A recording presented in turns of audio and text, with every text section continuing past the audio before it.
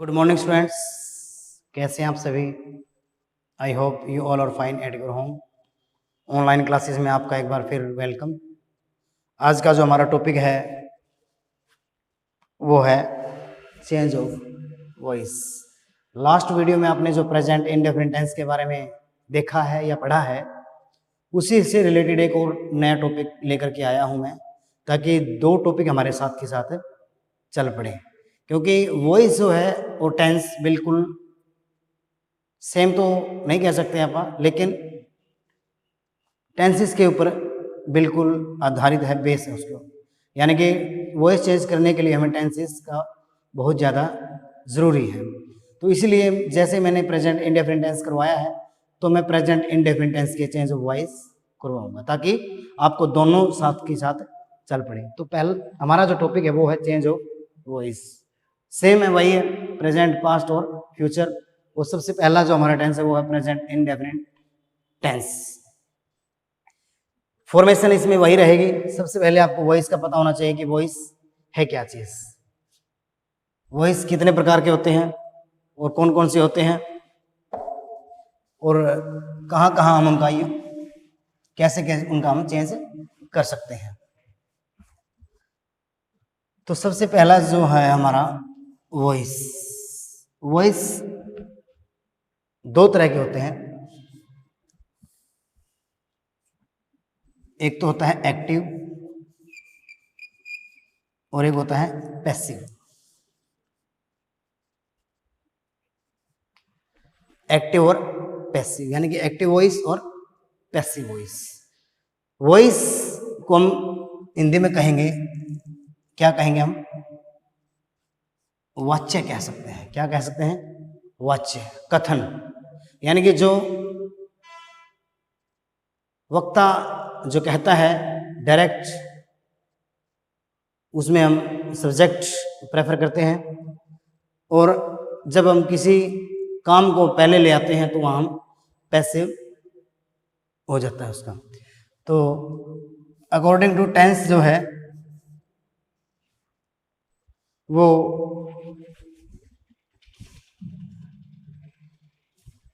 According to tense सबसे पहला जो आता है present indefinite tense. Present indefinite tense वही है। सबसे पहले इसकी जो एक्टिव है, यानी कि एक्टिव में जो इसकी फॉर्मेशन वही रहेगी। सबसे पहले सब्जेक्ट, हेल्प में, और इसमें दो होगी, डू और does. Subject plus first form of the verb plus S या एस प्लस ऑब्जेक्ट। ठीक है। और जहां भी वर्ब की पहली फॉर्म के साथ में एस या एस मिले, आपको इज, एम, आर में कन्वर्ट कर देना है।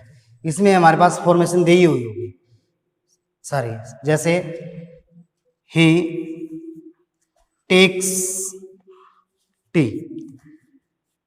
ठीक है, ये हमारी एक्टिव की फॉर्मेशन है। अब इसी तरह यदि हम पैसिव की बात करें,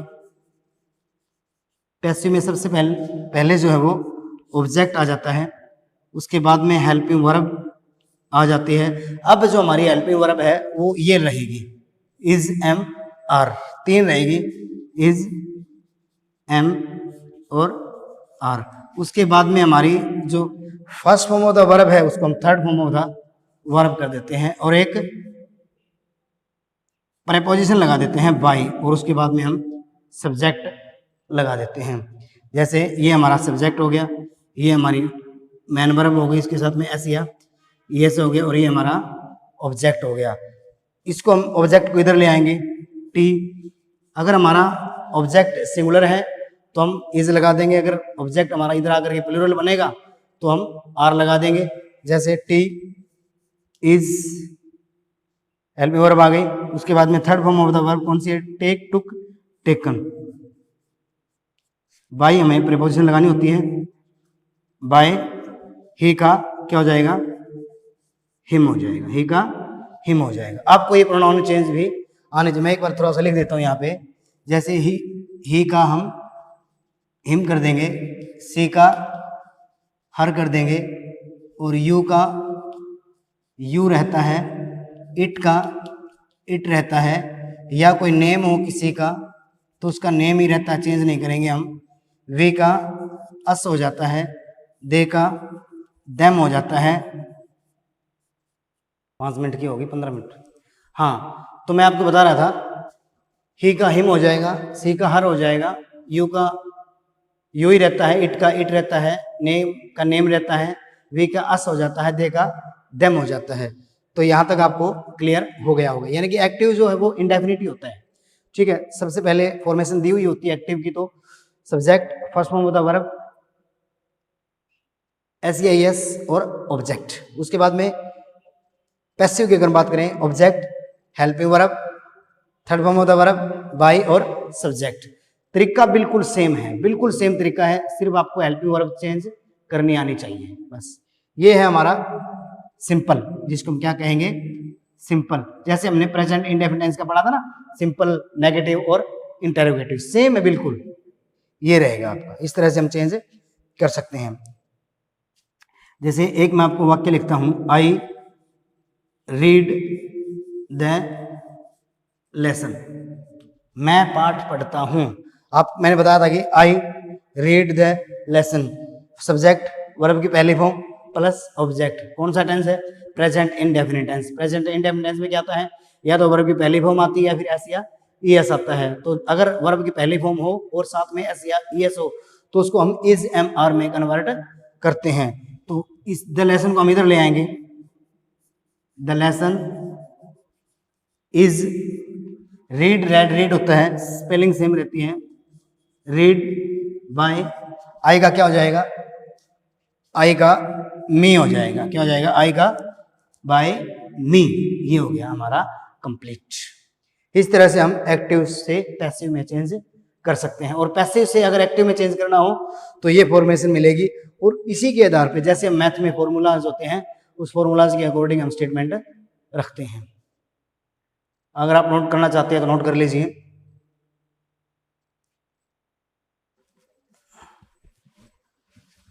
ये तो हमारा सिंपल है। उसके बाद में प्रेजेंट इंडेफिनिट टेंस का ही जो पार्ट था वो कौन सा था, नेगेटिव। कौन सा था, नेगेटिव। नेगेटिव की क्या फॉर्मेशन होगी, यानी कि ये हम यहां लिख देते हैं नेगेटिव। नेगेटिव का मतलब कौन सा, एक्टिव। कौन सा, एक्टिव। उसकी फॉर्मेशन क्या, वही है सेम। सबसे पहले सब्जेक्ट आएगा, उसके बाद में फिर यहाँ हेल्पिंग वर्ब आ जाती है दो, कौन सी, डू और डज नेगेटिव में, जैसे हमने प्रेजेंट इंडेफिनिट टेंस में किया था। वर्ब की पहली फॉर्म आ जाएगी और ऑब्जेक्ट आ जाएगा। ठीक है, अब जैसे कोई भी एग्जांपल ले लीजिए आप, Ram does not eat food, Ram भोजन नहीं खाता है, राम भोजन नहीं खाता है। तो भोजन राम के द्वारा नहीं खाया जाता है। ठीक है, तो यह है एक्टिव। और पैसिव जो हमारी फॉर्मेशन होगी वो क्या होगी, सबसे पहले सब ऑब्जेक्ट, उसके बाद में हेल्पिंग वर्ब। हेल्पिंग वर्ब हमारी चेंज हो जाएगी, 3 आ जाएगी, इज एम आर, और उसके बाद में third form of the verb plus by preposition लगाना होता है, और सब्जेक्ट इधर ले आएंगे। ठीक है, हाँ एक बात ध्यान रहे आप, यदि एक्टिव हमारा सिंपल है तो पैसिव भी सिंपल आना चाहिए, और एक्टिव यदि हमारा नेगेटिव है तो पैसिव भी नेगेटिव आना चाहिए, और एक्टिव यदि हमारा इंटेरोगेटिव है तो पैसिव भी हमारा इंटेरोगेटिव आना चाहिए। यानी कि जिस सेंस में एक्टिव है उसी सेंस में पैसिव आना चाहिए। ठीक है, अब जैसे ये हमारा सब्जेक्ट हो गया, ये हमारी डू या डज जो हेल्पिंग वर्ब है वो हो गई, ये नेगेटिव हो गया, और ये मैन वर्ब हो गई, और ये ऑब्जेक्ट हो गया। अब ऑब्जेक्ट को हम इधर ले आएंगे, फूड, फूड क्या है, सिंगुलर, इज, देखो ऑब्जेक्ट, ऑब्जेक्ट आ गया, हेल्पिंग वर्ब सिंगुलर है तो इज आ गया। अब थर्ड फॉर्म हमने करनी है, ईट, फर्स्ट है ईट, एट, इटन होता है। ठीक है, तो हम इटन कर देंगे, इटन बाय, यहां देखो राम नाम है ना, तो नाम किसी का चेंज नहीं होता, ये देखो नेम का नेम ही रहता है, तो बाय राम, ये आ गया। सारे बिल्कुल सेंटेंसेस इसी तरह है, बस आपको हेल्पिंग वर्ब चेंज करनी आनी चाहिए और जो तरीका है वो बिल्कुल सेम है। एक वाक्य है, अगर आपको समझ में आ गया, आपके लिए चाहे 1000 सेंटेंसेस हो, उसको भी आप इजीली कन्वर्ट कर पाएंगे। तो आई होप यहां तक आपको समझ में आ गया होगा। ये है नेगेटिव। ये क्या है? नेगेटिव। इससे पहले क्या था? सिंपल। नोट कर लीजिए अगर आप नोट करना चाहते हैं तो।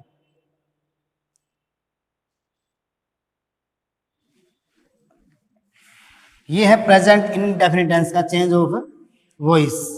और वॉइस और टेंस करने से पहले आपको एक चीज और बेहतर तरीके से आनी चाहिए, और वो है form of the verb. Verb की फॉर्म, मुख्य क्रिया जो होती है वो भी आपको यानी कि फर्स्ट, सेकंड और थर्ड जो फॉर्म होती है वो भी आपको अच्छी तरह से आनी चाहिए। आप किसी भी बुक या में आप पढ़ सकते हैं, वर्ब की फॉर्म वहाँ पे दी हुई होती है, तो वो भी आपको अच्छी तरह से आनी चाहिए ताकि हम जो सेंटेंस है उसको इजीली चेंज कर पाए।